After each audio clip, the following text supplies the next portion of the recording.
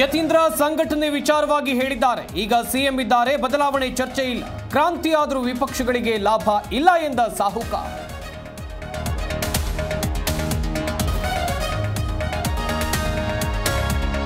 DKShi CM ಕೂಗು ಬೆನ್ನಲ್ಲೇ ದಲಿತ CM ಅಸ್ತ್ರ. ಮುನಿಯಪ್ಪ ಸಿಎಂ ಆದರೆ ತಪ್ಪೇನು ಎಂದ ಪರ.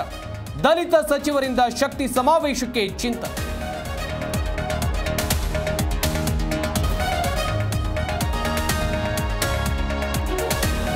ಕೊನೆ ಹಂತಕ್ಕೆ ತಲುಪಿದ ಧರ್ಮಸ್ಥಳ ಬುರುಡೆ ಕೇಸ್. ಅಕ್ಟೋಬರ್ನಲ್ಲಿ ವರದಿ ಕೊಡೋದಾಗಿ ಹೇಳಿದ್ದಾರೆ. ಬೆಂಗಳೂರಿನಲ್ಲಿ ಗೃಹ ಸಚಿವ ಡಾಕ್ಟರ್ ಜಿ ಪರಮೇಶ್ವರ್ ಸ್ಪಷ್ಟನೆ.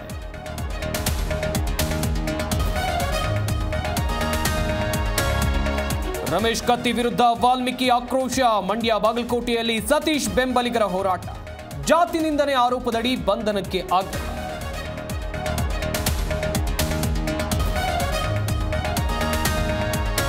ಯಾದಗಿರಿ ಜಿಲ್ಲೆಯಾದ್ಯಂತ ವರುಣನ ಆರ್ಭಟ. ಕೆರೆಯಂತಾದ ರಸ್ತೆಗಳು, ಸವಾರರ ಪರದಾಟ.